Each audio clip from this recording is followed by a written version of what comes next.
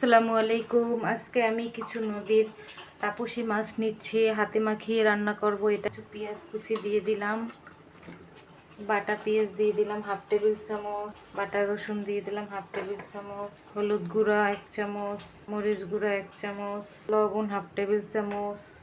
সব মশলা দেওয়া হয়ে গিয়েছে। এখন আমি এটা হাতে মাখিয়ে নিব। মাখানো হয়ে গিয়েছে।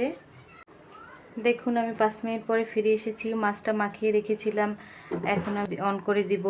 খুব বেশি হাই হিটে রান্না করা যাবে না, এটা মাঝারি আঁচে রান্না করতে হবে। হয়ে এসেছে, এখন আমি দিব। তবে মাছ খেতে হলে অবশ্যই সরিষার তেল দিবেন, তো আগের দিনের পাতায় খাওয়া মাছের মতো স্বাদ হবে। 10 মিনিটের আগে ঢাকনাটা অবশ্যই খোলা যাবে না। আবার আমি ডেকে দিব 10 মিনিটের জন্য। ঢাকনা খুলে এখন 2-3 মিনিট কুক করব, এটা একটু শক্ত হয়ে আসার জন্য।